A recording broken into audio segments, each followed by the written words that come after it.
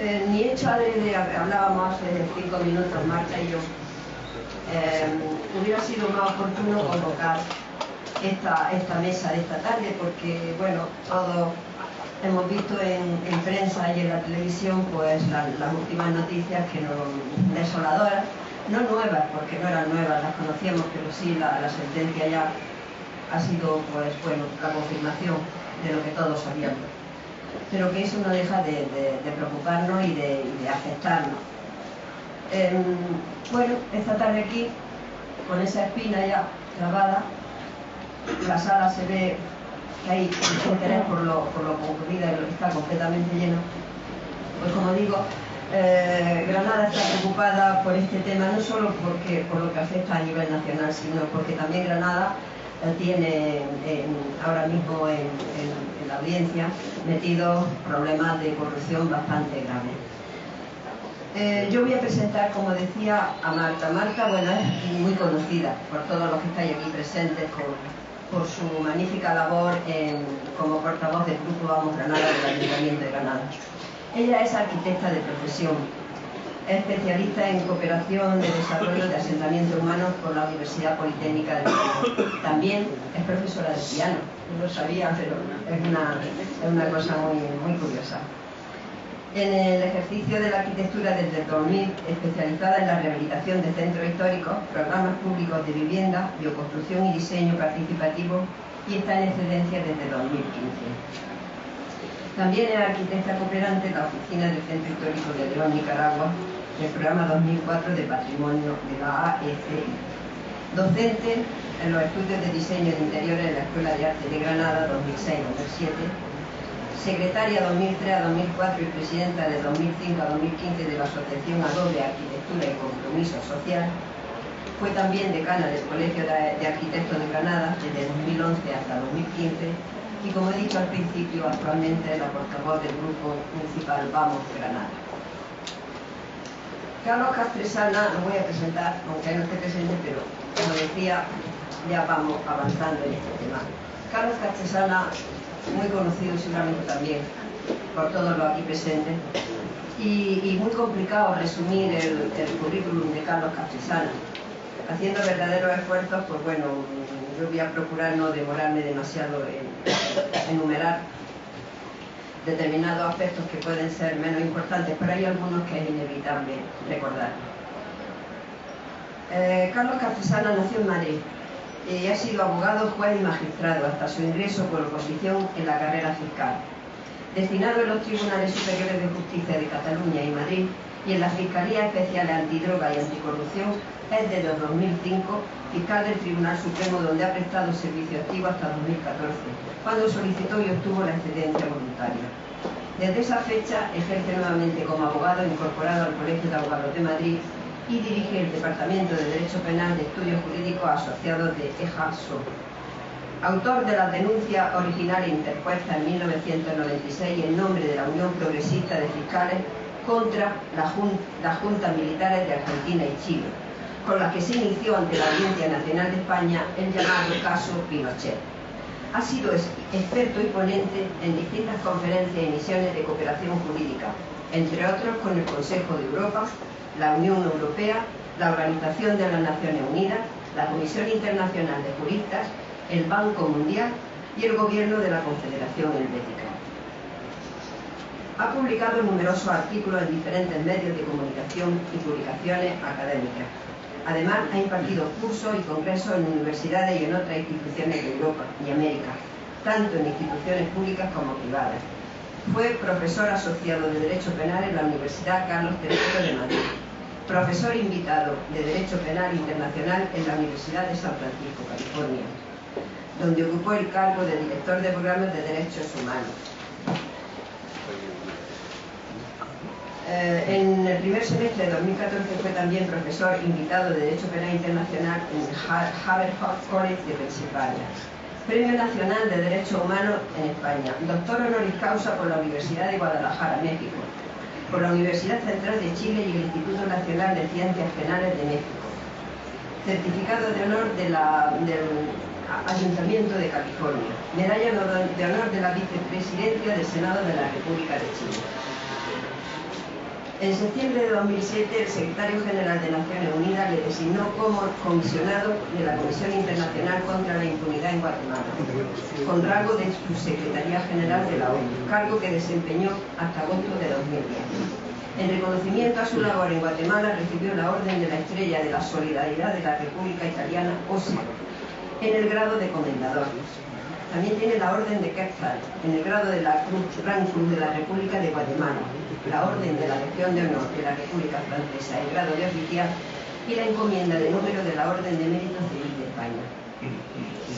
En 2016 ha recibido el primer premio a la transparencia, integridad y lucha contra la corrupción, otorgado por el Consejo General de la Abogacía Española y Transparencia Internacional. Actualmente es vicepresidente de una entidad de las Naciones Unidas para ayudar a los países a prevenir la delincuencia y facilitar la justicia penal. También, asimismo, es presidente del Consejo Mundial Anticorrupción para Iniciativa Anticorrupción Europea. Esto es, como digo, haciendo un verdadero esfuerzo de síntesis. Y bueno, mientras llega Carlos Castresana, yo creo que Marta nos puede ya abrir el coloquio de esta tarde, que vamos a dedicar un tiempo a intervención de cada uno de los miembros de la mesa y luego otro tiempo dedicado a preguntas, que creo que es muy importante la mesa de esta tarde. Cuando quieras, Marta. Muchas gracias. Bueno, yo lo primero también que quería decir es que yo creo que todos recordamos aquel momento en la historia del siglo pasado, de finales del siglo pasado, en que de pronto supimos que Pinochet se sentaba en el banquillo. ¿No me oís? ¿Hablo más alto? Sí, ¿Así sí? Acércate un poquito más. Creo que aquello nos dejó a todos impactadísimos, ¿no? Además, estamos llenitos de historias que acaban mal, ¿no? De dictadores que se salen con la suya, y de pronto que alguien sentara en el banquillo a Pinochet, creo que es algo que, ¿no?, todos tenemos ahí, que nos impactó muchísimo. Yo recuerdo aquel día, y sobre todo porque como que te abría una luz nueva, que decías, ostras, que es que se puede sentar en el banquillo a un dictador. Hay cosas que pueden cambiar. Yo jamás imaginé que los pasos de mi vida me iban a llevar a encontrarme con quien pudo hacer eso, con Carlos Castresana. Pero es que además después yo viví en Marbella y fui muchas veces, me hice el viaje de aquí a Marbella simplemente para votar contra Gil y Gil. Ya con aquella desesperación de decir, esto es lo más indigno, ¿no? Esta indignidad. Bueno, pues también fue él quien consiguió finalmente que Gil y Gil pues pagara sus delitos y terminara condenado. Y es de esas cosas que yo creo que todos necesitamos recordar continuamente, es decir, recuperar la confianza en las herramientas que tenemos para que se haga justicia, Y eso nos hace mirar con otra perspectiva también hacia el futuro, y también nos ayuda a nosotros a sacar fuerzas para contribuir a que se haga justicia. Bien,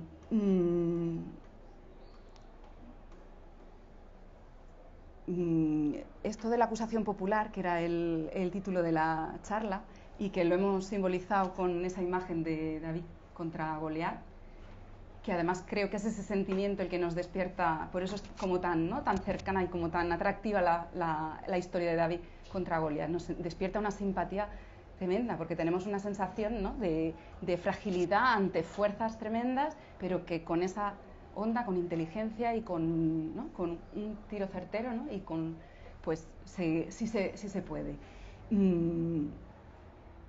La acusación popular es una figura rarísima. Yo lo he ido aprendiendo. Llevo 10 años siendo acusación popular en distintas causas. No me di cuenta hasta que no hice el repaso para esta ocasión. Soy madre desde hace 10 años y acusación popular desde hace 10 años en distintas causas. Es una figura muy rara en los países en Europa y en realidad en todo el mundo, porque la acusación popular defiende el interés público. La acusación particular defiende, pues, un daño que le han hecho a uno particularmente, pero la acusación popular defiende el interés público. Resulta que quien defiende el interés público en general es la Fiscalía. Para eso está la Fiscalía. Pero en nuestro país existe la acusación popular. Se da también la circunstancia de que en nuestro país la Fiscalía es el Ministerio Público y no es independiente del poder político. Esto es una clave, porque se han intentado varias reformas de la acusación popular sin reformar esa otra clave que es la independencia de la Fiscalía.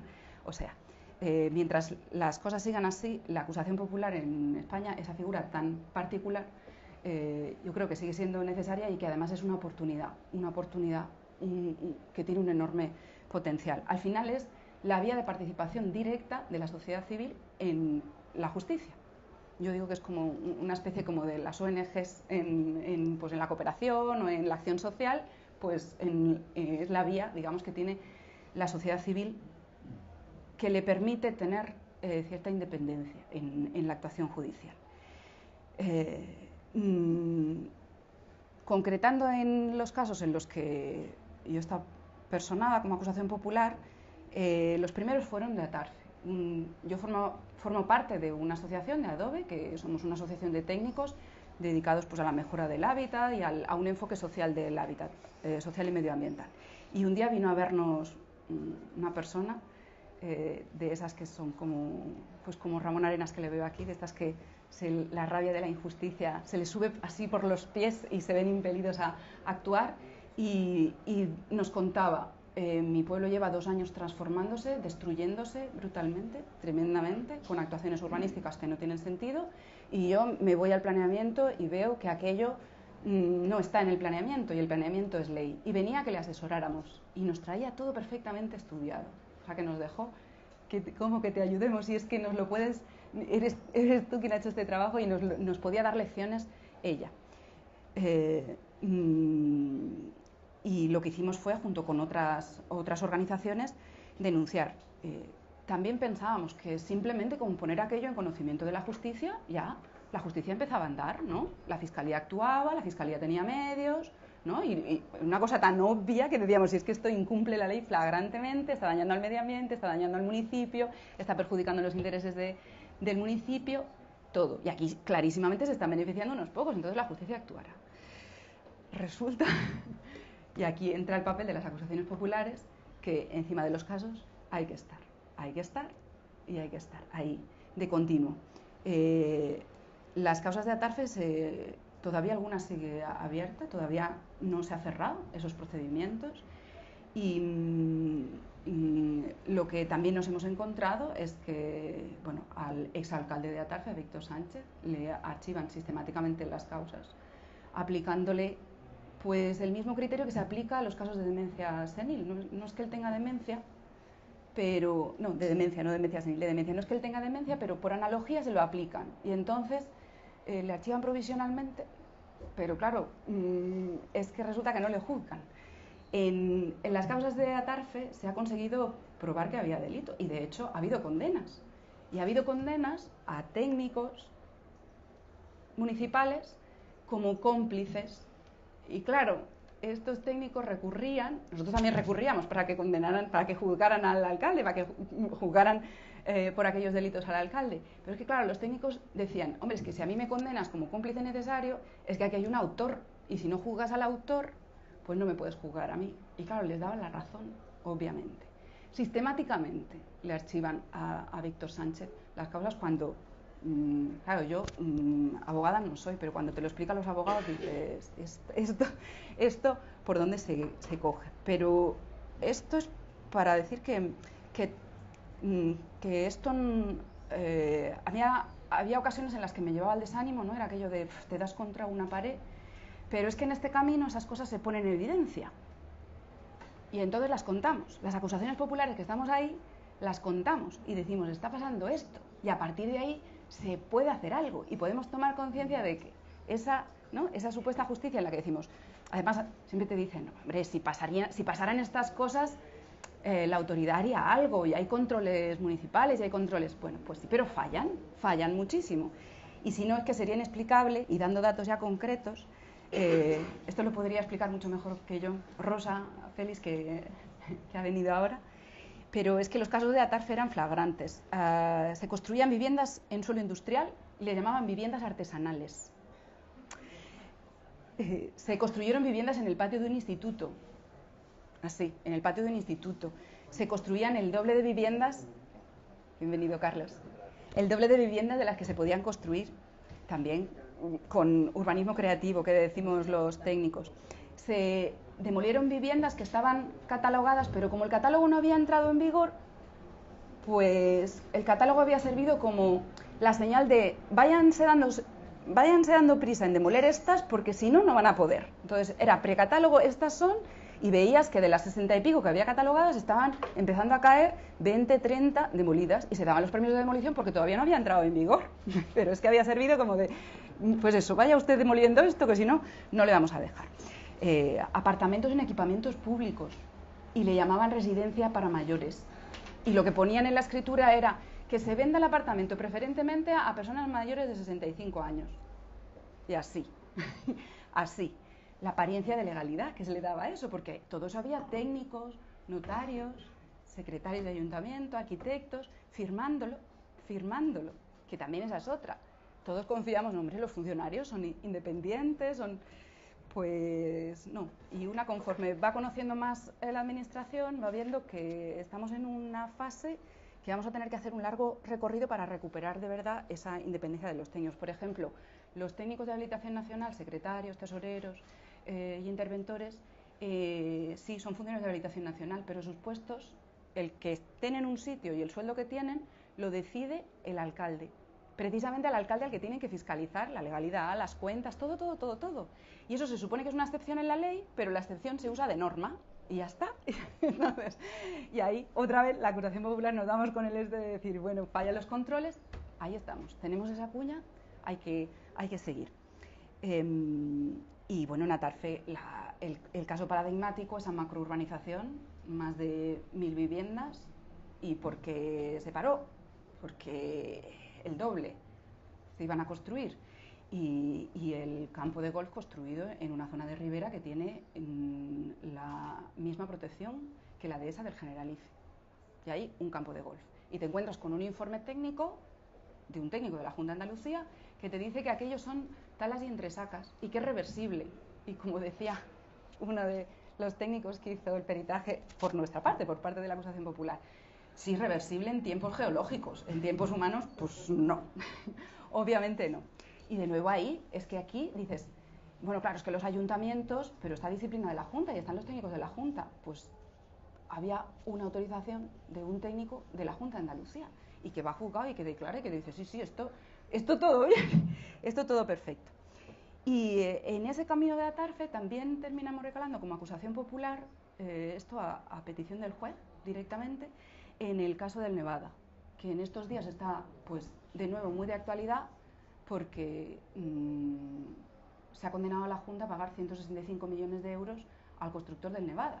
Pero que es que este hombre fue condenado, que no, aquello dices, claro, es que al hombre le paralizasteis la obra y tenía todo el derecho a seguir y le hicisteis un roto, pero es que este hombre fue condenado a prisión y a demoler una parte del edificio, poca, 1000 metros de los 200 y pico mil que construyó, que podía construir solo 100.000, que construyó un aparcamiento de 30.000 metros cuadrados en una zona verde, y un técnico firmó que un aparcamiento, pero de varias plantas, no es aquello de que digas no, he hecho un de este y esto es reversible, no, varias plantas de aparcamiento y aquello es zona verde, y hay un técnico que firma, esto es zona verde, y así, se queda tan ancho.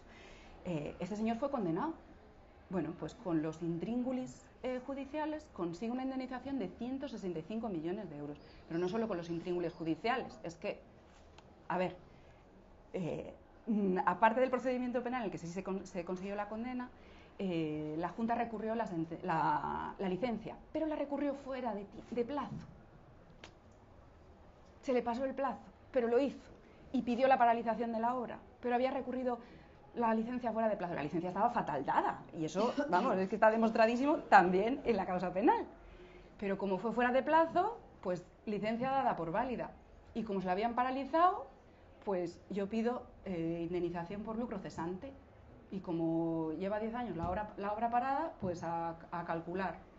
Pero es que ahora, en el juicio de la indemnización, claro, todos pensaremos, bueno, pero si le condenaron en vía penal y además la obra también se paralizó por la vía penal. Es decir, en el procedimiento penal también se dijo, paren ustedes las obras, que estaban casi acabadas, paren ustedes las obras, que esto, ¿no? Y le condenaron, y esa sí procedía. Pero todo eso no se pudo hacer valer en el procedimiento de la indemnización, porque el letrado de la Junta no fue. Y se ha pedido en el Parlamento andaluz y en todas partes que eso se depure la responsabilidad, y ahí ¿qué ha pasado? Y aquí como si no hubiera pasado nada, En fin, la historia del Nevada yo espero que no acabe aquí, porque yo creo que con esto, y claro que hay que contarlo y difundirlo, se nos sube a todos la indignación por los pies de pensar que 165 millones de euros de dinero público nuestro, que anda que no hacen falta en tantas y tantísimas cosas, van a ir a parar a un constructor que fue condenado por construir además un centro comercial que, ojo, decimos, es que ha destruido el tejido granadino.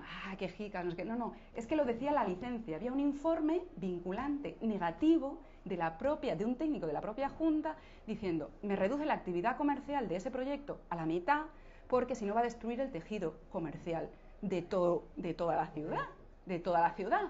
Así que me lo reduce a la mitad. Pues no solo no lo redujeron a la mitad, es que lo aumentaron.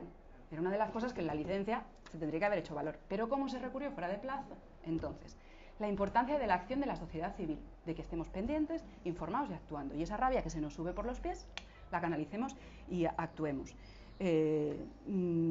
Dicho esto, yo voy a terminar aquí. Le voy a pasar la palabra a Carlos, dándole la bienvenida y mil gracias siempre por venir.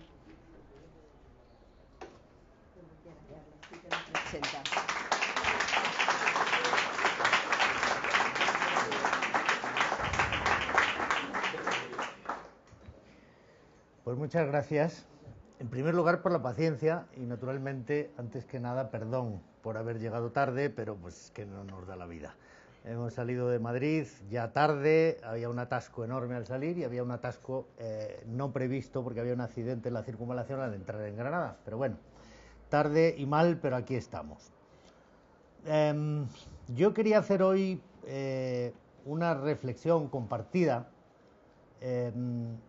en función naturalmente de la muy particular situación en la que nos encontramos en estos días y particularmente desde ayer, que se conoció la sentencia condenatoria en el caso Gürtel, la vistilla que tendrá que producirse el próximo lunes y que decidirá si los que han resultado condenados tienen o no que ingresar en prisión en espera del recurso de casación ante el Tribunal Supremo, y la situación política de hoy mismo, la moción de censura, las posibles elecciones generales.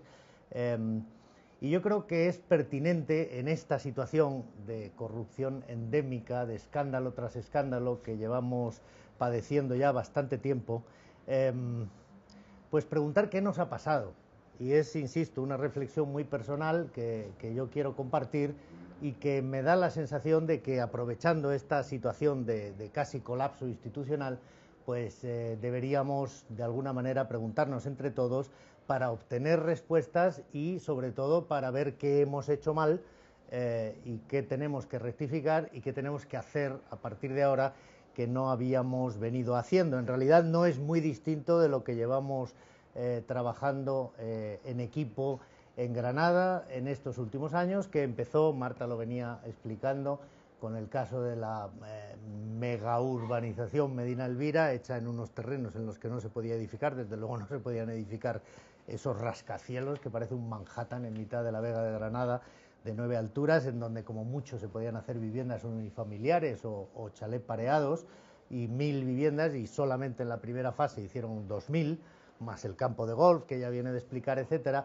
Pero es un desastre explicativo de muchos otros desastres urbanísticos, políticos, administrativos, de la contratación, que en definitiva vienen a resumirse en lo que denominamos corrupción. Y corrupción no es otra cosa, la podemos definir de muchas maneras, pero todos nos entendemos si decimos que es desviación de poder mediante precio. Es postergar los intereses generales por el ánimo de lucro de unos pocos para favorecer los intereses de los poderosos económicamente, que creen que pueden permitirse estar por encima de la ley, y así nos va. Naturalmente este es un país, y ese es el origen, que tiene un pasado autoritario de siglos. Pues desde los Reyes Católicos para acá nos gobernaron durante 200 años unos jueces alemanes, unos reyes alemanes, los Habsburgo, Durante los 2 siguientes siglos nos gobernaron otros reyes franceses, los Borbones. En el siglo XX no tuvimos más que pronunciamientos, alzamientos, golpes de Estado, guerras y dictadura.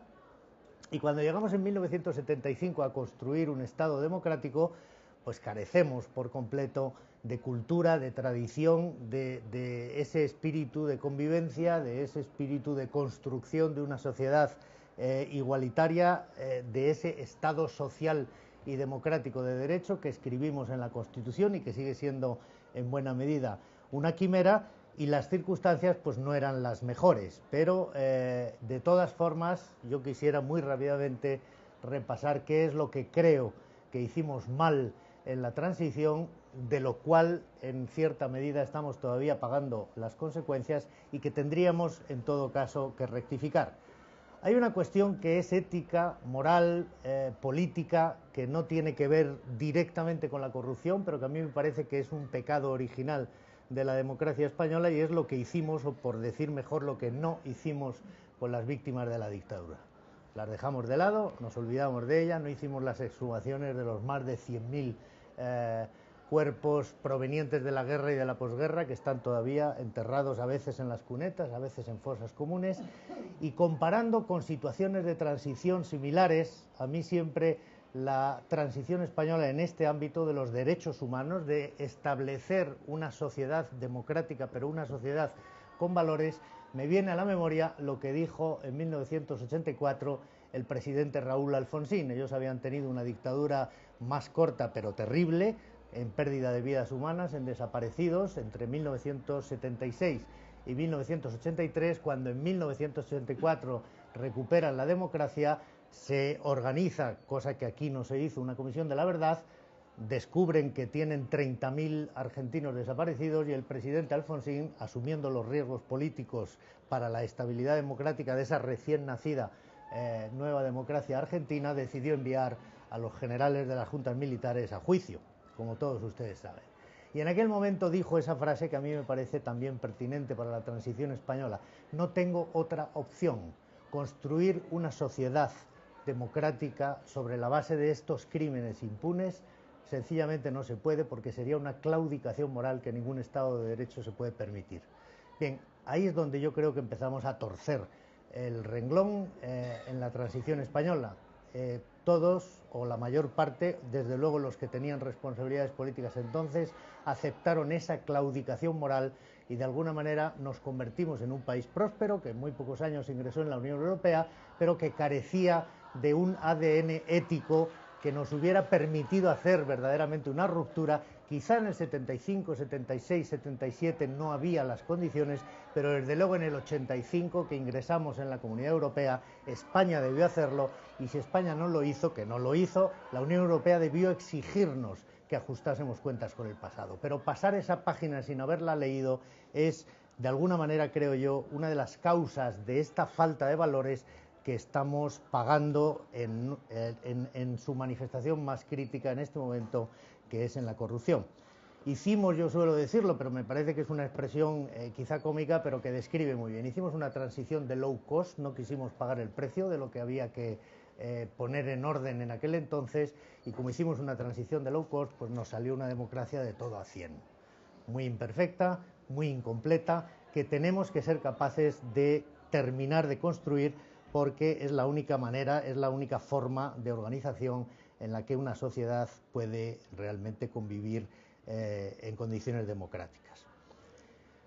Tuvimos una distribución territorial de la autoridad del Estado caótica a partir de aquel momento, porque no solamente no terminamos con los 8.000 y pico entes municipales que ya teníamos, más las 50 diputaciones provinciales, le añadimos las 17 comunidades autónomas, con lo cual nos encontramos con un país que tiene más funcionarios públicos, más luego todas las fundaciones, más luego todas las sociedades mercantiles de las corporaciones municipales, parte de cuya patología vemos muy claramente en Granada con Emucesa, con el TG7, con los disparates que se han hecho en el caso de Casa Ágreda, que viene todo de ahí, de un desorden absoluto y una sobredimensión de la administración pública, que es completamente innecesaria, que es ineficiente, que es carísima, pero que además, sobre todo, es caldo de cultivo para la corrupción, porque es imposible controlar tantísimos funcionarios y tantísimos entes. No hicimos la reforma del Estado, no reformamos la policía, no reformamos los servicios de inteligencia, no reformamos el ejército. Por no reformar el ejército nos dieron un golpe de Estado. Por no reformar la policía y los servicios de inteligencia tuvimos durante la siguiente década terrorismo de Estado. Y no reformamos la justicia, y eso es en lo que, como de alguna manera entiendo algo más, quisiera centrarme, porque es parte del problema que hoy padecemos. Pero sobre todo no entendimos algo que, sin embargo, está absolutamente elaborado en otros países con mayor tradición democracia. Nosotros nos creímos que la democracia era el sufragio, con que haya elecciones, con que cada 4 años podamos decidir quién nos gobierna en todos los niveles de la administración, con eso ya somos una democracia, y no es verdad. La democracia es sufragio, pero el sufragio en realidad es la precondición. La democracia es el principio de legalidad, es el Estado de Derecho, es que las controversias se resuelvan con las herramientas de la legalidad ante los tribunales de justicia. Y si no tenemos un poder judicial independiente que arbitre esos conflictos, que resuelva esas controversias, que asigne la legalidad a quien la ha vulnerado, entonces vivimos de alguna manera pues en un estado, desde luego no de derecho. Tampoco vamos a decir que estemos en un estado de naturaleza, pero sí, en buena medida, hemos vivido muchos años dejando prevalecer la ley del más fuerte, que es justamente el principio opuesto a la democracia. La democracia no deja de ser finalmente la ley del más débil, una sociedad en la que en la calle todos somos diferentes, unos son ricos, otros son pobres, unos somos guapos, otros somos feos, otros somos hombres, otros somos mujeres, pero de la puerta de los tribunales para adentro todos somos iguales. Y eso hoy en día en España sigue siendo una quimera. Y como consecuencia de no haber asegurado la legalidad, estamos perdiendo el sufragio. Porque sí, elegimos cada 4 años, pero ¿a quién elegimos? ¿Elegimos realmente a quien nos conviene, a quien nosotros queremos? ¿O la financiación ilegal de los partidos políticos pervierte el sufragio al punto de que los que salen elegidos obedecen más a quien les han financiado que a quien les han votado? Porque eso es a lo que estamos asistiendo. Estamos asistiendo al funcionamiento de instituciones que han sido cooptadas por los partidos, partidos que tienen un funcionamiento muy lejano al de una institución democrática y que han sido a su vez cooptados por sus aparatos, que es en los que reside esa corrupción que estamos padeciendo, aparatos que a su vez, al ser financiados por las grandes corporaciones, han sido también cooptados por ellas. De manera que si tenemos instituciones cooptadas por los partidos, que están cooptados por sus aparatos, que están cooptados por las corporaciones, no tenemos un Estado de Derecho y tampoco tenemos sufragio, tenemos un Estado capturado. En los años de las vacas gordas, en los años de las alegrías de los fondos estructurales de la Unión Europea, donde sobraba dinero para todo, había autopistas, tenemos más kilómetros de trenes de alta velocidad que Estados Unidos, que cualquier otro país de la Unión Europea. En esos años de gasto disparatado, de vacas gordas, no fuimos capaces de poner los límites los ciudadanos, pero no fueron capaces de poner los límites las instituciones que se supone que están a nuestro servicio porque nosotros las pagamos. Entonces, ¿por qué durante 30 años, vamos a decir, y ahora aludiré a los últimos 10, donde yo creo que sí empezamos a tener signos de esperanza, toda esa corrupción se generalizó porque no fue detenida a tiempo, porque nadie fue capaz de poner orden en la corrupción del Partido Popular con Naseiro, nadie fue capaz de ponerle el cascabel al gato a la corrupción del Partido Socialista con el caso Filesa, porque el magistrado del Tribunal Supremo, no sé si ustedes lo recordarán, Marino Barbero, que era un jurista progresista, que había sido elegido magistrado del Tribunal Supremo a propuesta del Partido Socialista, pero que fue a registrar la sede del Partido Socialista de la calle Ferraz en taxi. Nada que ver con estas operaciones de Lezo y que estamos viendo ahora, afortunadamente.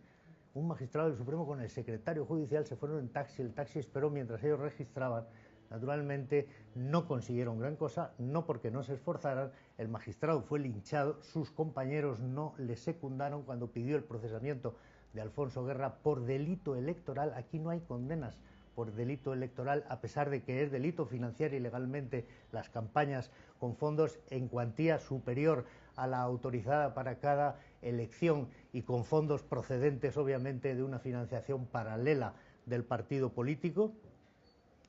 Y el otro caso donde a mi modo de ver se murió la independencia judicial, se medio murió con Marino Barbero, que abandonó la carrera judicial y se jubiló como profesor, y se terminó de morir con Luis Burón Barba, que los más mayores igual se acuerdan de él, que era un señor también, que era un jurista progresista, que fue fiscal general del Estado, que fue el primero y hasta el día de hoy el único fiscal general del Estado que se puso la toga para ir a defender un recurso ante la Sala Segunda del Tribunal Supremo, y ese recurso era el del 23F. Ese señor fue el que consiguió que al general Milán del Bosch le pusieran 30 años, y a Tejero, y a Armada.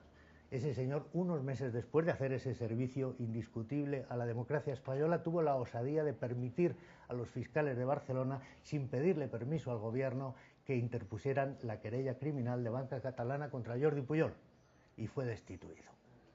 Y ahí se terminó de morir. Se había muerto la mitad con Marino Barbero, la otra mitad se murió con Luis Burón Barba. Y nos pasamos todos esos años de las alegrías financieras sin control, porque a los partidos no los controló el Tribunal de Cuentas. Yo, como para muestra vale un botón, siempre cuando hablamos del Tribunal de Cuentas pongo, por ejemplo, que la responsabilidad por alcance de Jesús Gil en el Ayuntamiento de Marbella se dictó por el Tribunal de Cuentas 20 años después de que se hubiera producido la malversación de los fondos, cuando Jesús Gil ya se había muerto, cuando sus herederos evidentemente no pagaron lo que el Tribunal de Cuentas reclamaba, y parece que la corrupción de Marbella no era precisamente secreta.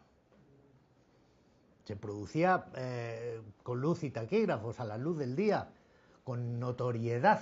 Notorio es, decía un magistrado viejo, lo que los pájaros se comunican de alero a alero de los tejados. Lo que todo el mundo sabe. Todo el mundo sabía que el Ayuntamiento de Marbella era corrupto. ¿Por qué no le paró el Tribunal Superior de Justicia de Andalucía? ¿Por qué las salas de lo contencioso administrativo no frenaron los desmanes urbanísticos? ¿Por qué hubo que llegar desde Madrid, desde la Fiscalía Anticorrupción, remover a la magistrada decana de Marbella, remover a 2 magistrados de la Audiencia Provincial de Málaga para que por fin el tribunal inhabilitara a Jesús Gil por el resto de su vida, porque le metieron 28 años de inhabilitación? El Tribunal de Cuentas no se enteró hasta 20 años después de todo eso que salía diariamente en los periódicos. Pero el Tribunal Constitucional, que ha ayudado a construir el Estado de Derecho, el Tribunal Constitucional ha hecho algunas sentencias estupendas, maravillosas, pero hay una cuestión básica respecto de toda la ilegalidad que heredamos durante la transición, que ha sido incapaz hasta el día de hoy de entender y de declarar, y es que la interrupción de la Constitución de 1931 fue ilegítima, y a España, a los españoles no nos dieron derechos fundamentales en 1978 con la nueva Constitución.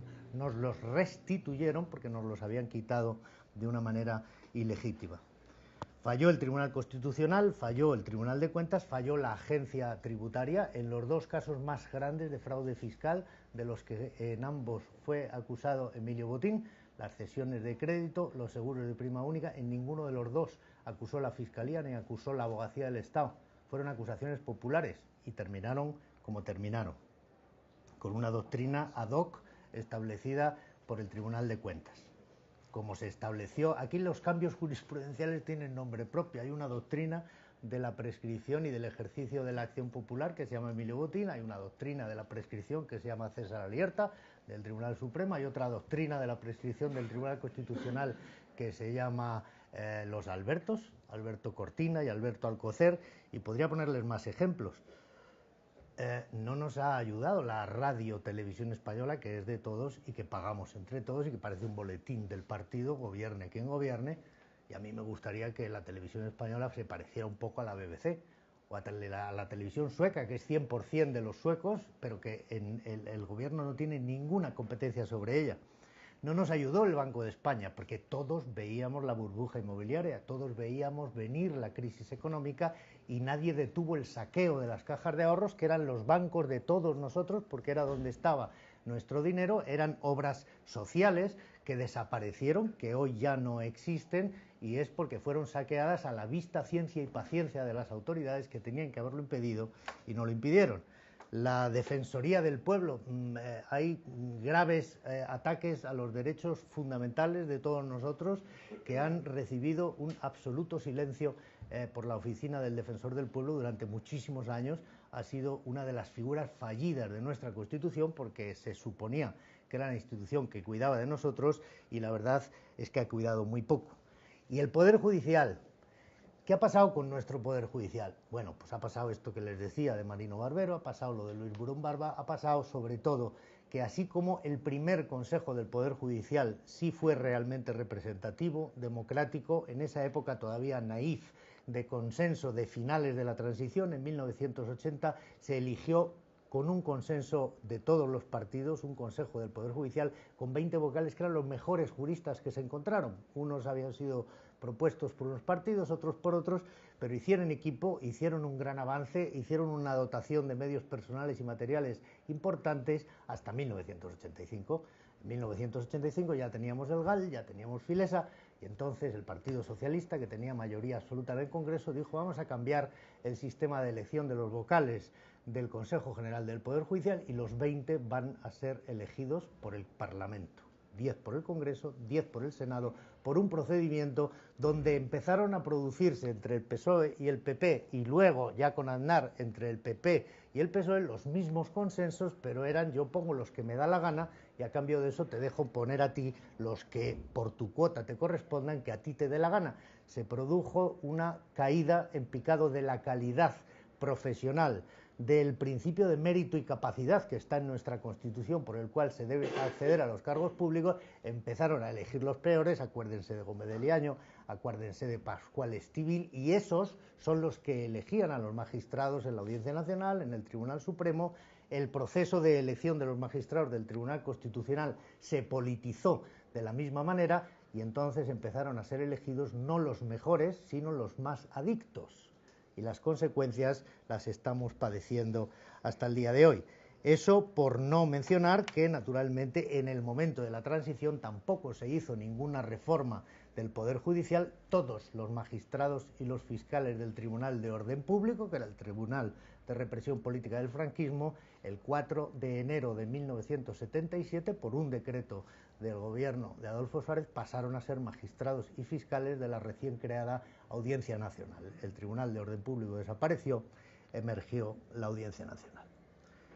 Y después de eso, ¿qué han venido haciendo los sucesivos gobiernos con el Poder Judicial? Pues mantenerlo en una situación de incuria permanente, sin recursos personales, sin recursos materiales, porque no les interesaba el control que podía ejercer sobre su actividad de gobierno, sobre la administración de la cosa pública, un Poder Judicial que fuera verdaderamente independiente.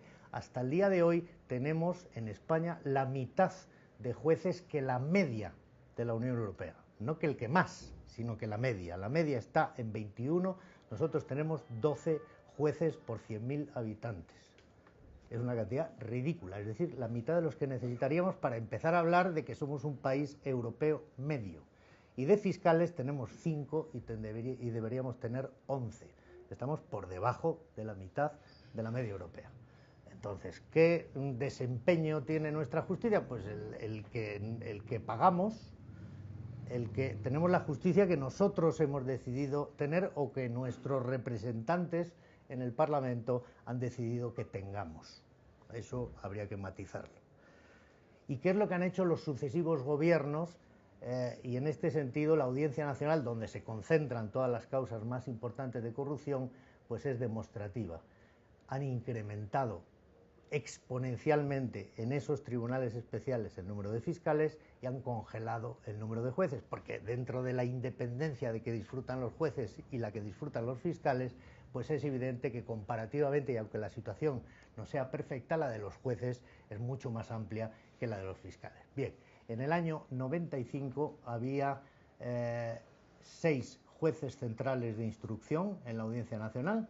Si se acuerdan ustedes, fue cuando Garzón decidió presentarse a la política, se marchó un rato, en ese momento había 5, cuando él volvió, el que había estado sustituyéndole, le crearon el juzgado número 6. Bueno, desde 1995 había 6 jueces centrales en la Audiencia Nacional. ¿Cuántos hay hoy? 2005, 2015, 2018, es decir, 23 años después. En el 95 había 6, en el 2018 hay 6.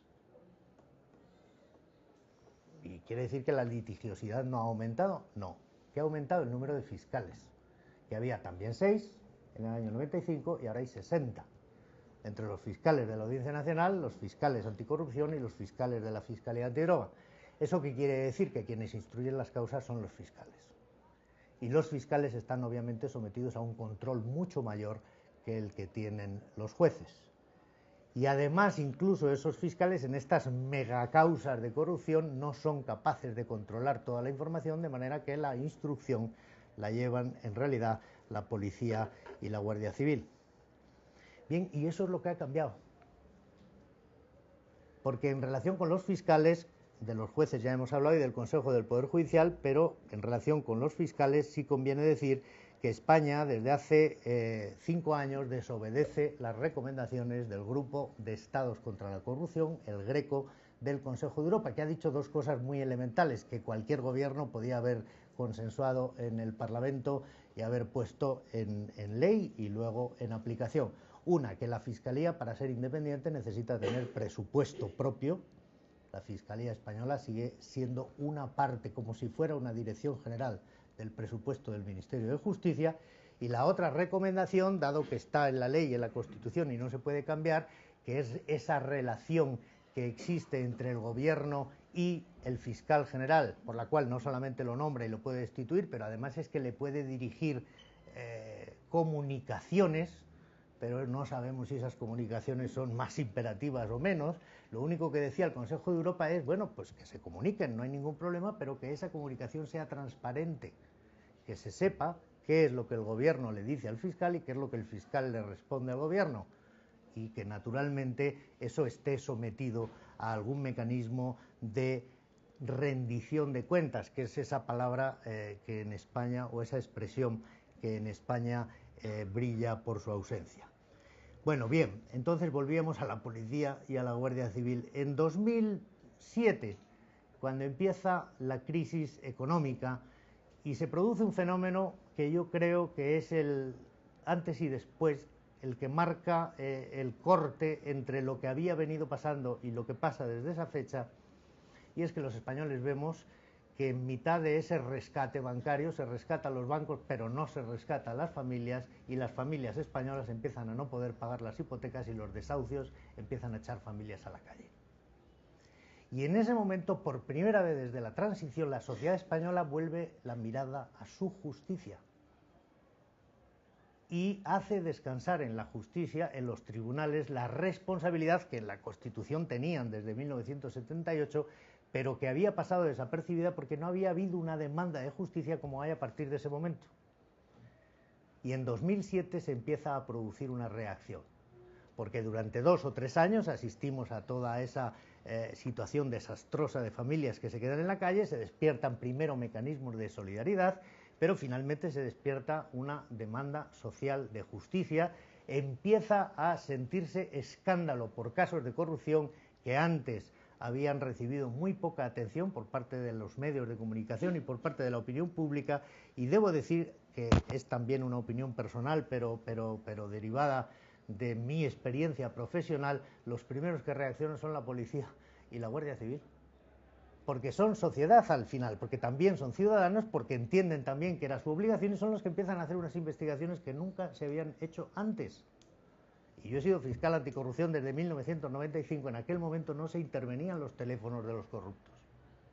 Y no teníamos unidades de policía como la UDEF o como la UCO, que hacen esas operaciones que estamos viendo ahora, afortunadamente, cada día o cada semana. Ellos reaccionaron los primeros y ellos arrastraron a los jueces y a los fiscales a hacer un trabajo que la sociedad les demandaba y que hasta entonces no habían hecho. Bueno, esos son los resultados que nos han llevado a la sentencia condenatoria de Gürtel de ayer. En realidad la lucha contra la corrupción es relativamente sencilla en cuanto a las directrices de lo que hay que hacer, en cuanto a las políticas que se tienen que articular para combatirla eficazmente. Y debo decir que esta última parte, eso de la Guardia Civil y la policía llevándose cajas y cajas de papeles y señores de mucha corbata detenidos, es solo, vamos a decir, el 10% residual. La Convención de Mérida dice que la lucha contra la corrupción es básicamente rendición de cuentas, que es transparencia, que es integridad, que es participación de la sociedad, que es compromiso de los medios de comunicación y que solo para los casos más recalcitrantes queda la Administración de Justicia Penal. Dice, participación de la sociedad, y eso se traduce en educación, que obviamente si hubiéramos empezado hace 40 años estaríamos en otro punto, pero bueno, nunca es tarde, habrá que empezar educando a los niños que no se tolera la corrupción, con información, y ahí hay una enorme responsabilidad de los periodistas, porque los medios de comunicación en muchas ocasiones pertenecen a esas mismas corporaciones que tienen el Estado capturado y por lo tanto tienen que ser ellos, como son los jueces y los fiscales, que se oponen a sus jefes y a los tribunales más superiores para decir esto es lo que impone el principio de legalidad. Y hay que intervenir, los ciudadanos tienen que intervenir en los procesos de decisión. Hay que participar en los ayuntamientos, hay que participar en las instituciones, hay que organizar, como existen en Alemania, en Francia, en Estados Unidos, organizaciones no gubernamentales que se dedican nada más que a controlar la tarea de gobierno, del gasto público, de la formación del presupuesto. Hay que imponer el imperio de la ley, hay que hacer una gestión adecuada de los asuntos públicos, hay que practicar la integridad, la transparencia, la rendición de cuentas y, como les digo, por último, la justicia penal. Pero no es tanto perseguir al corrupto que se ha llevado el euro, es crear las condiciones para que no se lo pueda llevar. Es que los euros que salen del bolsillo del ciudadano y entran en la administración tienen que transitar con toda transparencia hasta que vuelven a salir de la administración convertidos en un servicio social, en una prestación o en gasto en interés de la comunidad. Mientras no seamos capaces de ver transitar ese euro con total transparencia, estaremos en las condiciones penosas de las que venimos. Ahí habría también en los momentos de la transición dos expresiones que yo creo que indican claramente cuáles son las posiciones contrapuestas en esta materia. La del alcalde Tierno Galván, que dijo, cuando le preguntaban por sus ingresos, por su dinero, por su patrimonio, pues sí, claro, tengo que dar todo porque soy el alcalde de Madrid y los bolsillos de los gobernantes deben ser de cristal. Y otro alcalde de Madrid, de cuyo nombre no quiero acordarme, que poco tiempo después, cuando le hicieron la misma pregunta, dijo, eso forma parte de mi derecho a la intimidad. Bien, evidentemente eso no es así, pero en todo caso tenemos que ser capaces de construir con la sociedad y con las instituciones que están a nuestro servicio, porque nosotros pagamos sus sueldos, un procedimiento en el cual la rendición de cuentas, la transparencia, la integridad sean la regla y la oscuridad y la corrupción empiecen a ser la excepción. Ahora que tenemos la suerte de que en cierto nivel de la Administración de Justicia se está haciendo la tarea, que las fuerzas y cuerpos de seguridad del Estado han entendido el mensaje, que están a nuestro servicio, también pagamos su sueldo, falta que la sociedad se movilice porque no es solamente depositar un voto en una urna cada 4 años, porque, insisto, el sufragio y precariamente no es nada más que la mitad del Estado de Derecho, sino que la otra mitad, la legalidad, tiene que ser impulsada desde la sociedad, tiene que ser reclamada desde la sociedad a todos los servidores públicos que están en todas esas instituciones que yo he mencionado antes y que durante muchos años no han estado al servicio de los ciudadanos, sino al servicio de los intereses de quienes les habían puesto en esos lugares. Yo aquí termino y podemos conversar sobre cualquiera de los temas que ustedes tengan a bien. Gracias.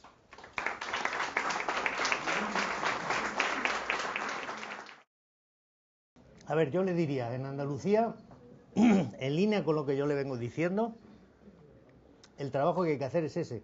Es decir, la sociedad se tiene que movilizar, la participación de los ciudadanos en los asuntos públicos con algo más que depositar un voto en una urna cada 4 años es indispensable. La respuesta de las instituciones es muy dispar. Yo diría que en Sevilla, por ejemplo, o en Málaga se han producido avances importantes en el desempeño de las instituciones de la Administración de Justicia. Granada, sinceramente, me temo que está en la cola. Nosotros estamos trabajando aquí desde por lo menos hace 3 años y no encontramos la respuesta en los tribunales de Granada que los ciudadanos de Granada merecen, necesitan y tienen derecho, porque también a los jueces les pagamos el sueldo. Eso no se está dando. Es incomprensible lo que ha pasado con la urbanización Medina Elvira. Es incomprensible que al alcalde que lo fue de Atarce los tribunales de Granada no hayan sido capaces de juzgarle, diciendo que está prácticamente moribundo, pero lleva años muriéndose y no termina nunca de morirse, y no está en ningún hospital, está en su casa. Eso es injustificable, no tiene ninguna explicación desde el punto de vista del derecho, solamente tiene posiblemente la explicación de que no se ha producido la movilización social que hubiera permitido que los tribunales reciban de la sociedad una presión, estoy hablando en términos 100% democráticos, al menos equivalente a la que reciben, que no tengo ninguna duda que la reciben, de los sometidos a proceso. De manera que si nosotros somos capaces de compensar una presión con otra presión, pues a lo mejor encontramos un tribunal independiente que resuelve en derecho. Pero como los juncos, si reciben mucha presión de un lado y ninguna del otro, pues naturalmente tienden a inclinarse porque es lo que resulta más fácil. ¿Remedia? A ver, don Carlos, yo tuve hace 3 años el honor de presentarle y tenía muchísima ilusión porque fue concretamente el tema Casa Ágreda, el que usted trató aquí, y el juez ya había archivado el caso sin incluso haber recibido la tasación del edificio, ¿se acuerdan? Entonces se volvió a reabrir el caso.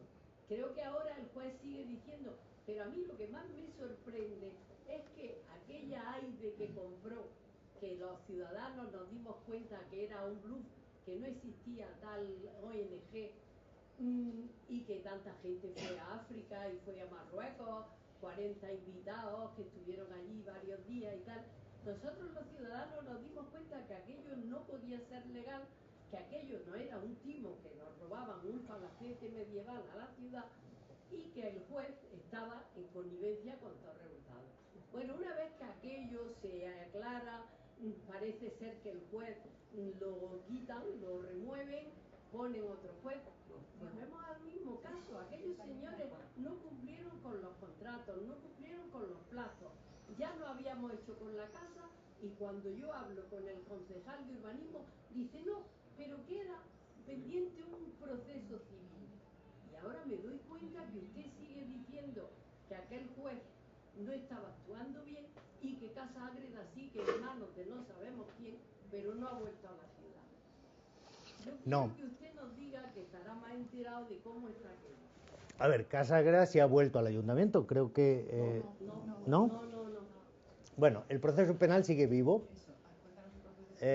no ha terminado, el juez efectivamente acordó el archivo sin practicar las diligencias más importantes, que en aquel momento eran saber cuánto valía de verdad la Casa Ágreda, porque había encargado una tasación que luego consideró que ya no necesitaba conocer para resolver, y porque no se sabía quién era el inversor, sigue sin saberse hasta el día de hoy, quién estaba detrás de AIDE, que eso sí creo quedó suficientemente acreditado.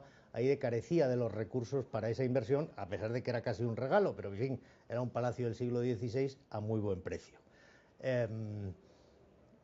La causa fue reabierta por orden de una sección de la Audiencia de Granada, correspondió al mismo juez.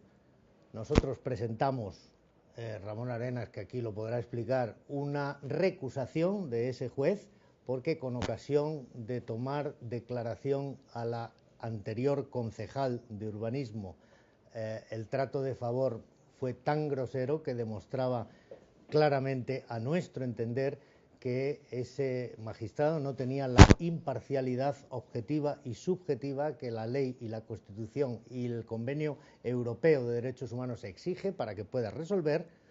La recusación paró el procedimiento durante prácticamente un año, que no tendría por qué haberlo parado. la recusación se resolvió por otra sección distinta de la Audiencia de Granada, sin dar vista a las partes, sin practicar una sola prueba de las causas que nosotros considerábamos las dos acusaciones populares que concurrían para que ese magistrado no siguiera conociendo. La recusación fue desestimada sin que las partes fueran notificadas. Nos enteramos por el periódico, el magistrado reanudó la investigación y cuando 3 meses después de que la recusación fue desestimada hemos conseguido por fin que nos la notifiquen, hemos interpuesto un incidente de nulidad diciendo que eso no se ha tramitado debidamente, que seguimos insistiendo en que ese señor no puede conocer de la causa de Ágreda, que tiene que ser apartado y sustituido por otro magistrado y que la causa de recusación invocada con la prueba propuesta tiene que practicarse adecuadamente.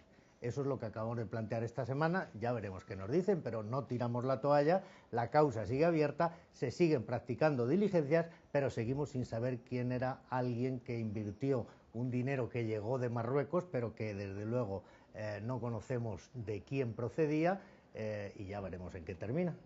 O sea que es como en las series de la televisión, continuará.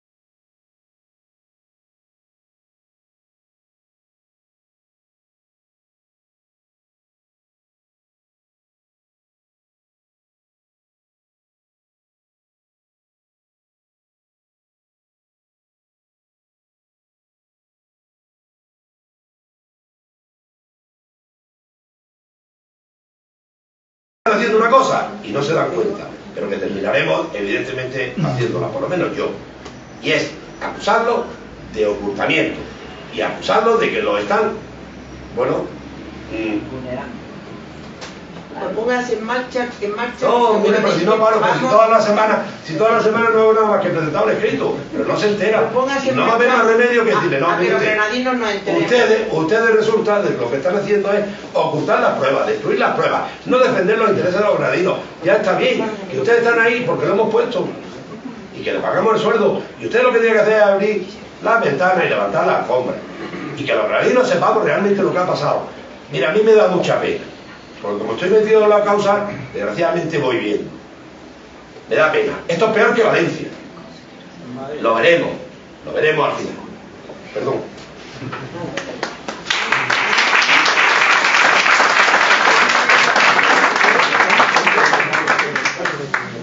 Bueno, yo soy José Salobreña.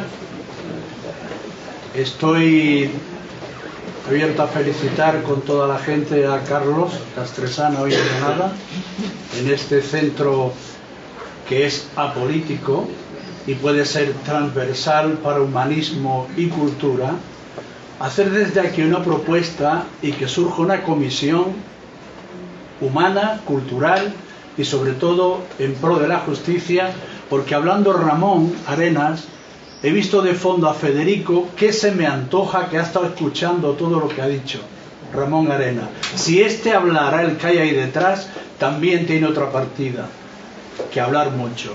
Desde aquí yo propongo que el centro artístico surja esa comisión, sobre todo de transparencia y poner un poco de orden en la justicia y sobre todo anticorrupción, que nos están comiendo por las patas por todos los sitios.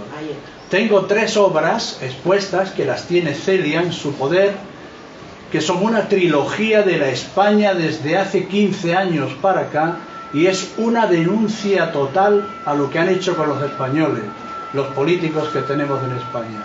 Lo hemos hecho con nuestra ignorancia, con nuestros votos, pero que aquí hasta Federico se me antoja que ha escuchado a Ramón Arenas, porque también es una baza muy importante que todos se están encaramando en Federico cuando se han comido el dinero de su tierra, a la gente de su tierra, han hecho un basurero de su tierra y sin embargo todavía nos están engañando con Federico. Federico no inventó la tierra estaba ya inventada, como dice Nicanor Parra. Entonces desde aquí propongo la presidenta del centro artístico con las personas que aquí hay, que no creo que haya muchos corruptos, porque aquí los corruptos no habrán venido ninguno seguro, y opino y creo que es un momento bueno para que Celia tome nota y si procede con su comisión de gobierno proponga que el centro artístico ponga mano en el asunto y surja de aquí pues una comisión cultural, jurídica y sobre todo pues que nos pongan las antenas entre todos para que no nos engañen más. He dicho.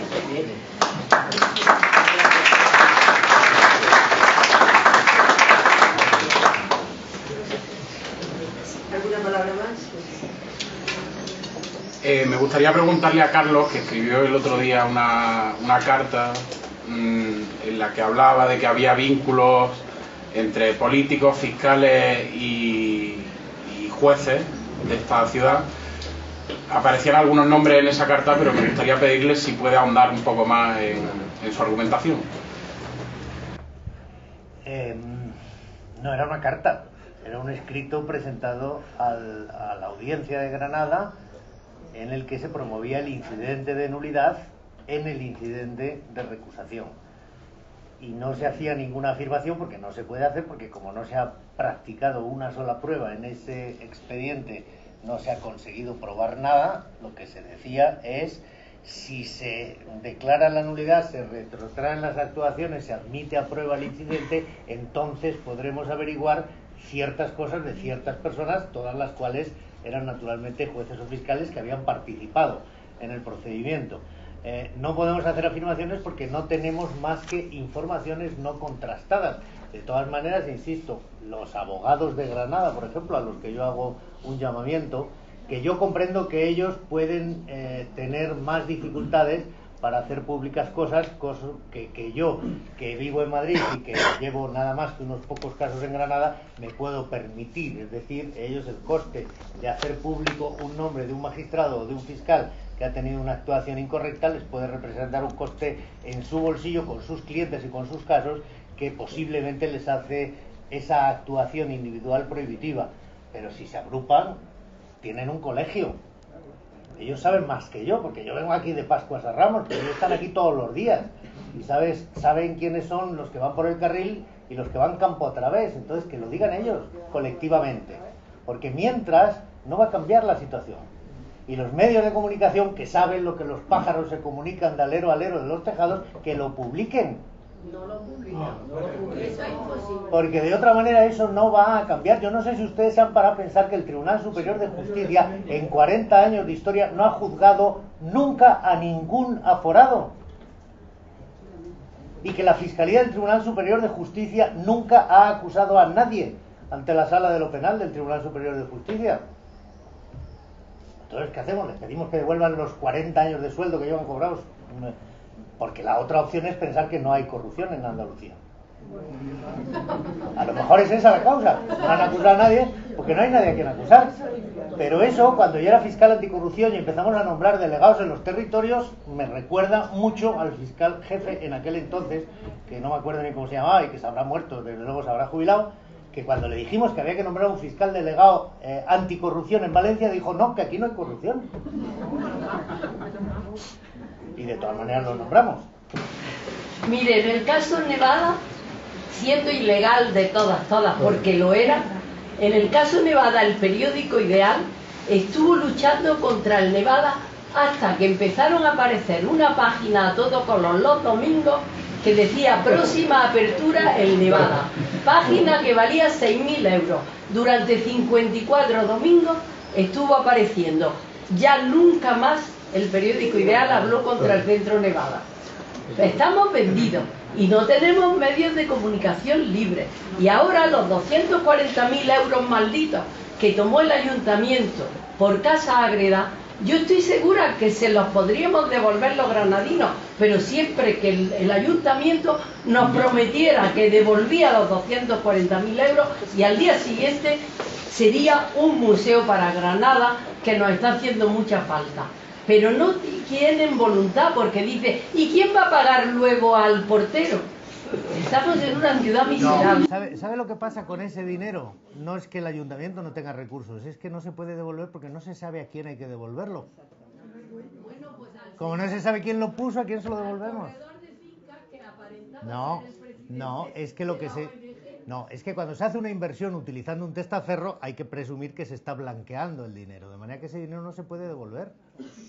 Primero habría que saber a quién, pero segundo habría que saber por qué ese señor utiliza una ONG marroquí-francesa que no tiene actividad para hacer una inversión que si fuera dinero limpio podría hacer de manera transparente. Entonces no sabemos a quién hay que devolverlo y no sabemos si hay que devolverlo.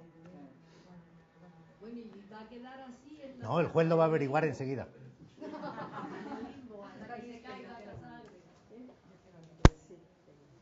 Yo al hilo de la intervención de Remedios, decir tres cosas. Las causas de Atarfe se publicó la primera. Nos habían dicho, hicimos 7 denuncias y nos dijeron, si es que esto es tremendo, esto que estáis denunciando. Se publicó la primera, iban a ir por días, de ahí no pasó la cosa. Claro, algunos de los bancos implicados en esto era la General, que había dado créditos para la macrourbanización, y si tiras del hilo, pues ya está.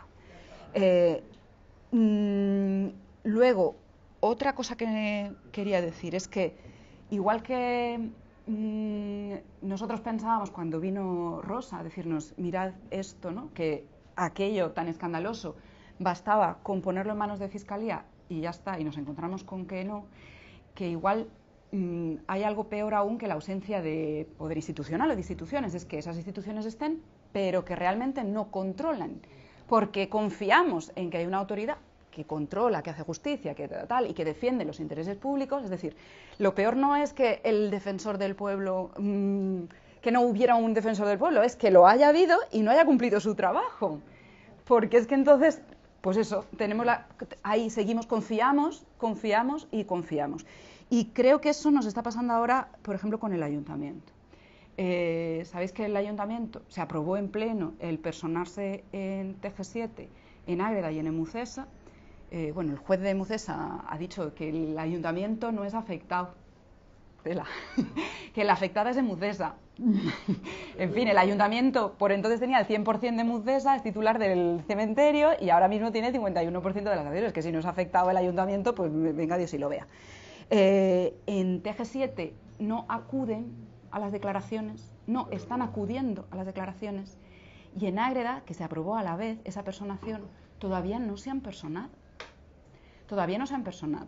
Y esto de que el dinero no se debería devolver, que como ha dicho Carlos, no es que no se pueda, es que posiblemente no debe el ayuntamiento hacerlo, porque es que incluso complicidad con blanqueo de capitales, esto de este dinero ¿dónde lo pongo? Es que la cuenta de la que venía ese dinero, que sepamos, la titular no era AIDE, porque AIDE presentó 3 cuentas y ninguna de ellas era esa, de donde venía el dinero, y justo cuando Carlos pide que se investigue esa cuenta y la procedencia del dinero, es al día siguiente cuando archiva el juez.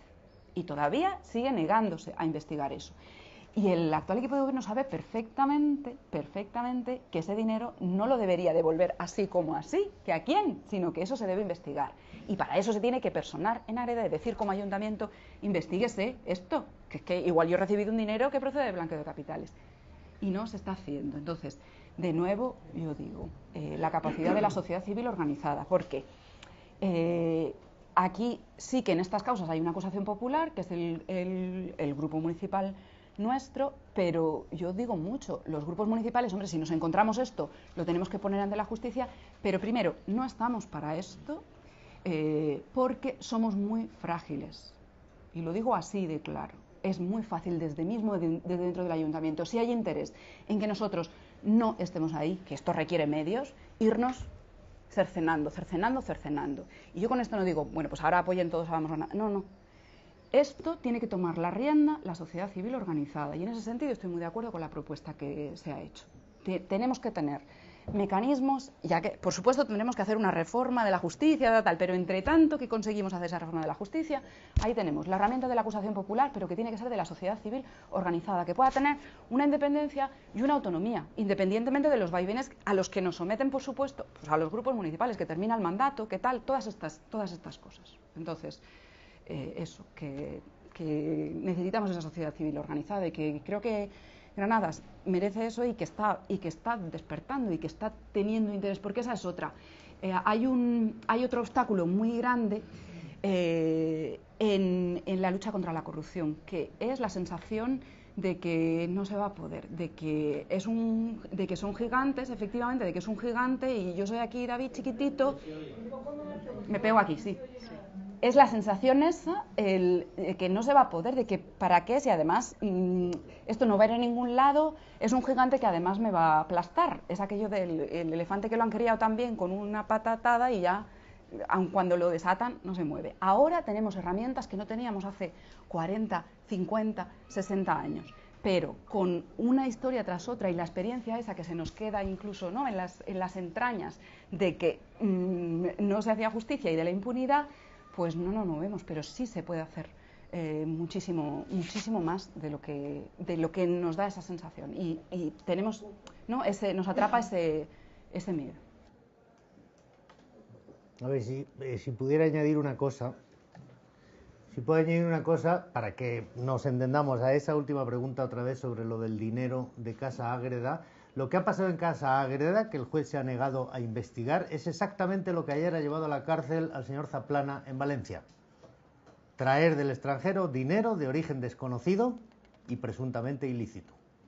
Entonces aquí, ¿cuánto llegó? Eran 240.000 euros que no sabemos de dónde ha llegado. Traer ese dinero a España y pagárselo a un organismo público como el ayuntamiento es un delito de blanqueo que debería dar lugar, si conseguimos averiguar quién lo hizo, a que se meta en la cárcel y hacer compañía a don Eduardo Zaplana. Tenían unos plazos y no cumplieron ninguno. Entonces el concejal dijo, ya mañana vencen los plazos, y estábamos así que no dormíamos, y yo a la mañana siguiente dije que ya ha vencido. Sí, pero, y sí hay pero nunca dicen el pero. Entonces, ¿qué hacemos? ¿Ir a poner a la fiscalía una denuncia? No la van a archivar, si no ya está puesta. Ahora no hace falta poner denuncia, el procedimiento ya está, lo que hace falta es que haya un juez que haga el trabajo, por el que también le pagamos el sueldo. No, pero y lo que decía Marta, a ver, insisto, viniendo de la transición para acá, yo creo que los españoles pecamos de ingenuidad, pues nosotros nos creímos que éramos suecos, que podíamos votar y luego desentendernos porque nuestros representantes se ocuparían de nuestros intereses. Pero resulta que no nos representan y que se ocupan de unos intereses que desde luego no son los nuestros. Entonces tenemos que involucrarnos, tenemos que hacer más cosas entre 4 y 4 años. Sí, me había pedido antes. Sí, bueno, yo quería decir una cosa. En principio pedir disculpas por mi tono y mi forma de dirigirme antes, pero la verdad es que este tema es que me supera. Entonces, yo pido disculpas. Estoy enfadado con la situación que evidentemente yo tengo una causa personal con la que lucho, y que es el tema nazarí, que nada tiene que ver con el tema Casa Ágreda, pero en Casa Ágreda no tengo nada que ver y actúo como ciudadano porque realmente me duele.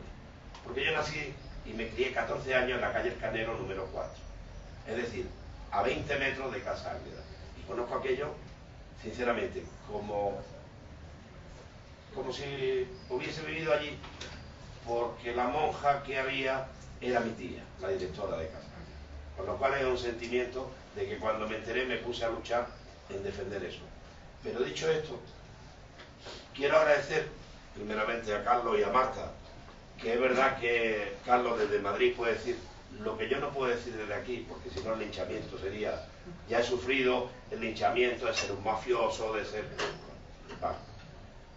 evidentemente hay cosas que yo no puedo decir, y que yo agradezco a Carlos que diga lo que yo no puedo decir en Granada y presente los escritos que presenta, ¿no?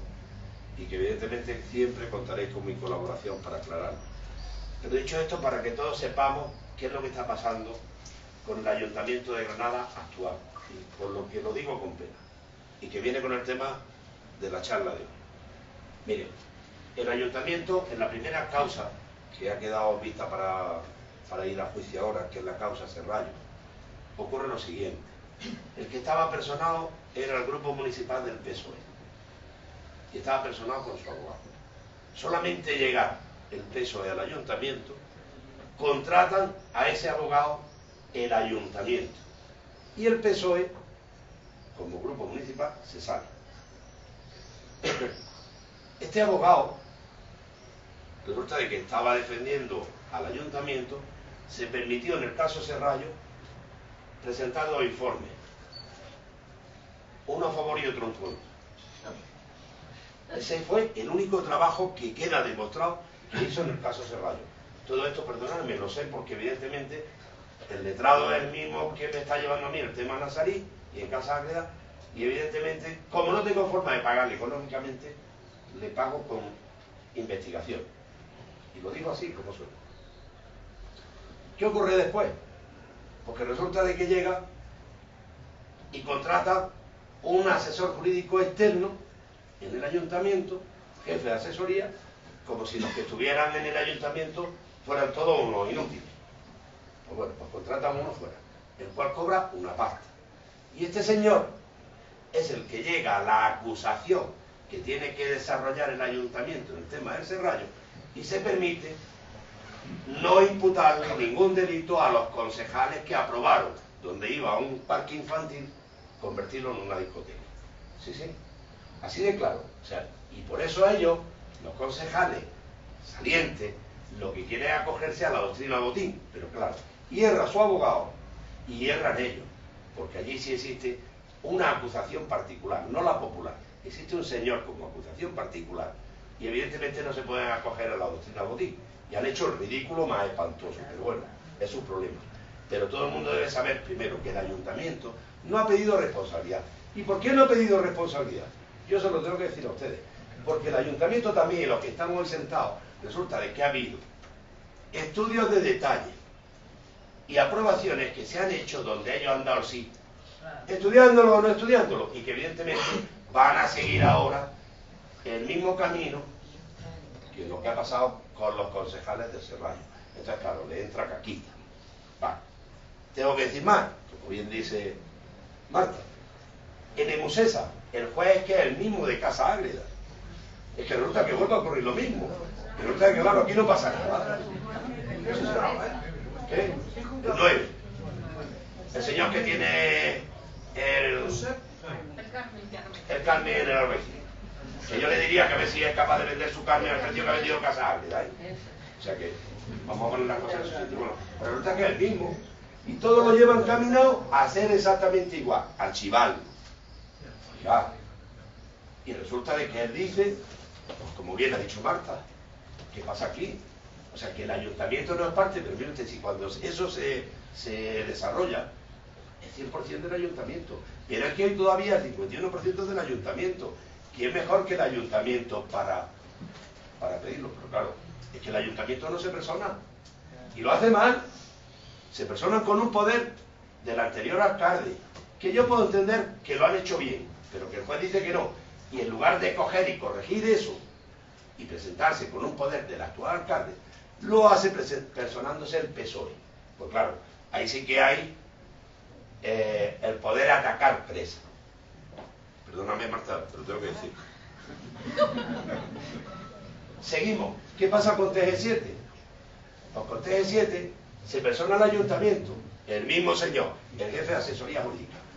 A día de ayer, que fueron los últimos testigos, no se ha personado a defender los intereses del ayuntamiento. Por favor, ¿alguien puede decirle al señor Cuenca que no somos tontos? ¿Quién lo tiene que decir? Somos la sociedad civil. Y decirle, señor Cuenca, señor Baldomero, que no somos tontos. Y apuntar, sinceramente, tendremos que apuntar. Yo, si estos no toman otro camino y no hacen lo que tienen que hacer, me parece que la ciudadanía le vamos a demandar muchas cosas. Y es probable de que en plenas elecciones, o sea, convocatoria de elecciones, estos también estén investigados, con lo cual el ayuntamiento arderá. Y no por nada, sino por estar haciendo esto, encubrir, que es un delito. ¿Sí o no? Encubrir a los es un delito. Yo no soy letrado.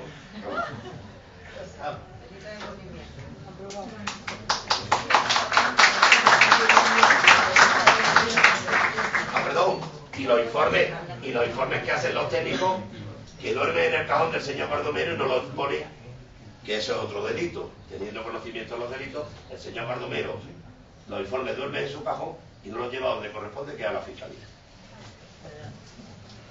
Sí, por allí. Yo soy periodista del ABC, hay aquí también compañeros de los medios, de Granada Hoy, del diario.es, y la verdad es que me ha sorprendido escuchar ese murmullo, ¿no?, que se ha levantado cuando se habla de los medios, como si todos los medios fuesen uno, como si no hubiese muchas líneas editoriales, con muchos intereses muy distintos, y como si los periodistas realmente no estuviésemos hambrientos de noticias y de información, porque es otra cosa es lo que nos da de comer. Entonces, bueno, me gustaría, por eso, poner un poco, llamar la atención sobre ese tema, que además creo que no se corresponde con la realidad, que hay muchos periodistas de muchos medios distintos tratando de destapar, entre otros casos, pues esto que estamos hablando aquí. Y luego, habiendo hecho esa reflexión, me gustaría preguntarle una cosa tanto a Marta como a Carlos.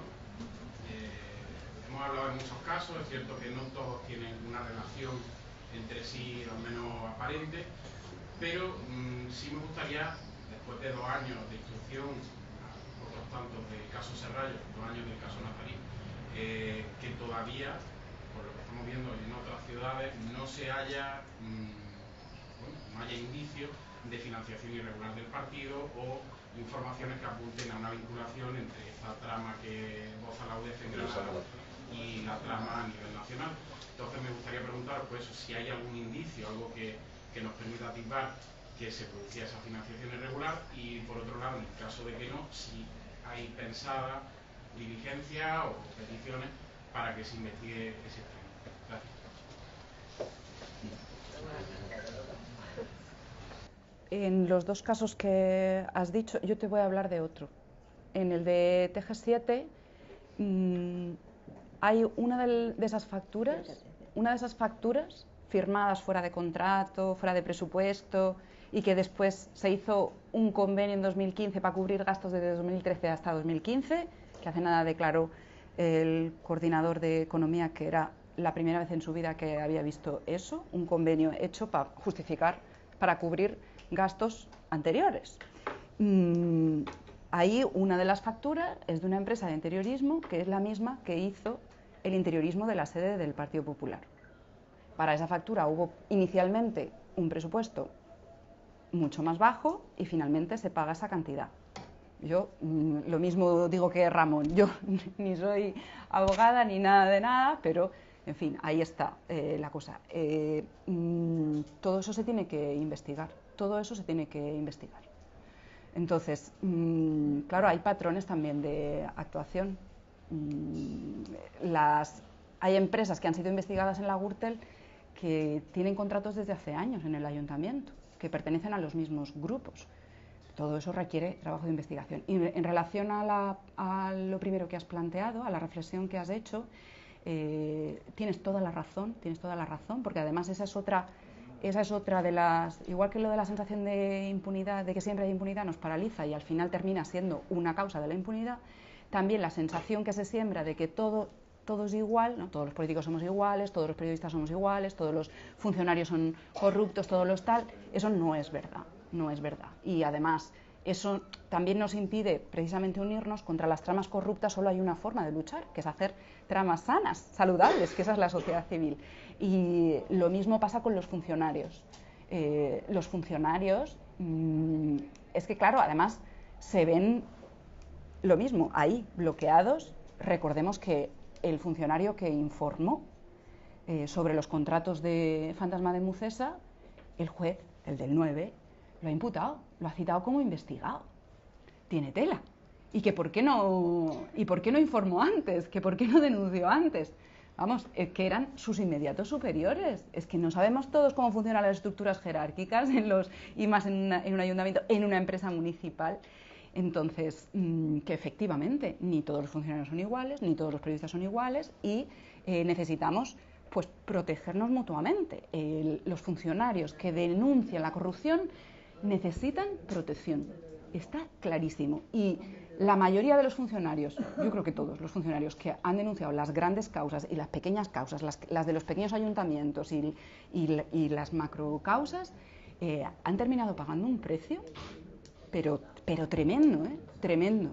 Porque claro, pues el gigante es que les aplasta, terminan siendo ellos objeto de querella, teniendo que defenderse con sus propios medios económicos, que la justicia, decimos justicia gratuita, vamos, que cuesta sus recursos. Entonces, eso es fundamental. Y con el periodismo lo mismo. El periodismo independiente y el periodismo honrado necesita también que desde la sociedad civil tengamos esos medios de protección. A ver, sí, yo quería... Bien, la alusión evidentemente a los medios de comunicación, primero una cosa son los medios y otra cosa son sus profesionales. Y tanto en los medios como en los profesionales, pues hay buenos, malos y regulares, como hay en todos los oficios. De manera que ahí no hay una descalificación general. Y me parece importante también lo que dice Marta, de que tanto para los políticos como para los jueces y fiscales, como para los periodistas, no se puede meter a todo el mundo en el mismo saco. Hay gente muy valiosa. Ustedes tienen ejemplos en Granada de jueces y fiscales extraordinarios que están sacando las causas adelante contra viento y marea, que deberían tener mucho más cariño de la sociedad civil y que están ahí bastante a la intemperie, de manera que esa es parte de la tarea. Y los periodistas decididos que denuncian y que yo sé que se van a sus redacciones y se pelean con sus jefes para sacar notas que a veces no les dejan, y que eso les produce pues la misma amargura que me producía a mí cuando yo iba con mi jefe a presentar una acusación y no me la dejaban presentar. O sea que en eso estamos todos. Sí me parece, sin embargo, en lo otro que mencionabas, que sí necesitamos subrayar. Entre todos esos casos de los que estamos hablando, sí hay un hilo conductor, que es la falta de rendición de cuentas. Que es lo mismo por lo que el señor Bárcenas durante muchísimos años hizo lo que la sentencia dice que hizo, porque nunca pensó que nadie le iba a pedir cuentas, pero al final se las pidieron. Entonces, el derecho penal tiene, lo que nosotros llamamos la prevención general, tiene un efecto disuasorio. Es decir, el que yo le apriete ahora los tornillos al señor que permitió, o a la señora que permitió, que 5 trabajadores que no eran trabajadores estuvieran durante años cobrando sus sueldos de la empresa municipal del cementerio sin ir a trabajar una sola vez, el que nosotros pidamos cuentas a esa señora disuadirá a todos los demás concejales de hacer de su capa un sayo, como muchos siguen haciendo porque piensan que pueden hacer lo que quieren y que nunca nadie les va a llamar a capítulo. Entonces, eso es lo que nosotros tenemos que conseguir, rendición de cuentas. Y para eso es este caso y este otro, y no podremos abarcar todos los casos, pero sí podremos lanzar un mensaje de que la corrupción no sale gratis. y de que posiblemente no a todos, pero a los que se encuentre se les va a aplicar el peso de la ley. Ese es el mensaje que tenemos que transmitir, pero para eso se necesita a la sociedad civil. Porque pasa, y de hecho pasa en Emucesa, y efectivamente es el juez del 9, y es el mismo juez de Casa Ágreda, que el denunciante de que se producía esa situación en la empresa de los cementerios ha sido imputado. Y eso no se ve en el mundo. Esos son los patos disparándole a las escopetas. O sea, los dos concejales denunciados se presentaron antes de que llegase la denuncia de la Fiscalía ante el juzgado y dijeron, queremos ser nosotros los denunciantes. Y entonces los denunciados denunciantes y el denunciante denunciado. Eso no tiene pie ni cabeza, eso no es aceptable. Hay una directiva europea que está en marcha que exige, ahora no es así exigible, pero está también en los convenios europeos contra la corrupción, proteger al denunciante. El denunciante no puede ser objeto de ninguna represalia como consecuencia de denunciar, porque si no, ¿quién se va a animar a denunciar? Entonces este señor gerente de la empresa funeraria que dice, mira, aquí tengo 5 en la nómina que no les conozco, que no han venido nunca. Y entonces dice, imputado. Es un disparate, pero bueno, pero insisto, eso es lo que necesita que la sociedad reclame a sus representantes para que sus representantes hagan su trabajo. Y sus representantes son también los jueces y los fiscales, porque todo sale del mismo sitio. Mi pregunta, el juzgado de instrucción número 9, ¿se está viendo? Porque se le está haciendo, en los recursos que hay, se le está haciendo que vuelva otra vez a seguir con el proceso que no ha terminado, que no lo cierre, investigue. Se le está demostrando en principio que no lo está haciendo bien. Se ha puesto, ha dicho usted, el incidente de nulidad del proceso. Si al final este proceso termina demostrando que este señor no lo ha hecho bien, no solamente eso, sino que se está diciendo aquí que lleva también otra causa con el tema de Emucesa. O sea que, ¿a quién hay que acudir para pedirle responsabilidad a ese señor por no estar haciendo bien su trabajo? Porque él se tenía que haber apartado de ese proceso porque tiene una clara relación con los que está juzgando. ¿A quién hay que acudir? La potestad disciplinaria para los jueces y magistrados la tiene el Consejo General del Poder Judicial. Pero ese que viene del Congreso y del Senado. Lo que no se puede estar es trabajando con esa impunidad, porque al final, no quiero ampliarlo, pero al final se nos queda cara de tonto a la gente. Viendo situaciones como se están dando, como en Cataluña van los procesos súper rápido, y en el tema, por ejemplo, de Urdangarín, lo tenemos parado, el tema de que diga si entra o no entra a la cárcel con una sentencia firme. Pero señores, y lo otro, ya está, o sea, el proceso está tan acelerado que tiene hasta fecha de juicio y todo. Por un tema, por un delito además súper grave, como puede ser la sedición o la rebelión. Ya han hecho toda la instrucción.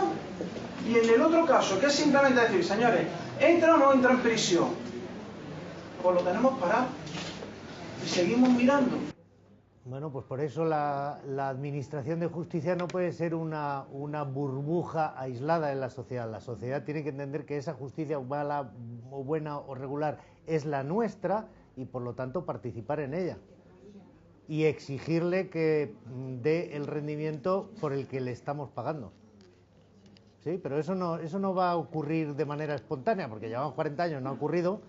Le vuelvo a decir que no somos suecos, tenemos que ser conscientes de que no somos suecos. ¿Alguna palabra más?